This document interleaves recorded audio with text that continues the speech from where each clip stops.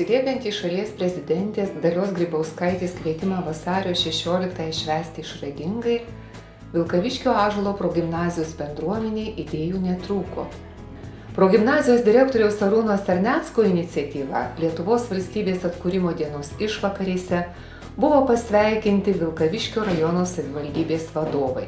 Netikėtų sveikinimų sulaukė Vilkaviškio miesto seniūnas Remigijus Kurauskas, Šeimenos seniūnas Gintas Bakūnas, dekanas prelatas kanauninkas Vytautas Gustaitis, meras Algirdas Neiberka, administracijos direktorius Vitas Gavėnas, švietimo kultūros ir sporto skyriaus vedėja Alma Finagėjevienė ir kiti. Nupiešiu saulę lapų vidury, aplink vaivorykštę visom spalvom dažyta. O apačioj, tarp žemės ir dangaus, nupiešiu savo Lietuvą mažytę.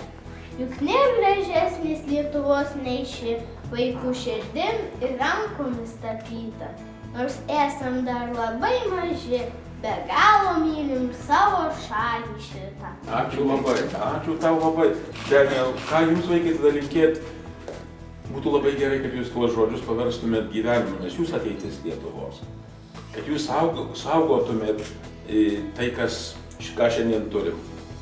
Iškiliems rajono žmonėms progimnazijos mokiniai įteikė dailės mokytojos Urbonienės organizuoto piešinių konkurso laureatės 8 klasės mokinės Ievos Kučiauskaitės atviruką, perskaitė šiltus sveikinimo žodžius. Sveikinimas taip pat buvo išsiųstas Lietuvos Respublikos prezidentei Daliai Grybauskaitei, ministrui pirmininkui Algirdui Butkevičiui, švietimo ir mokslo ministrei Audronei Pitrėnienei.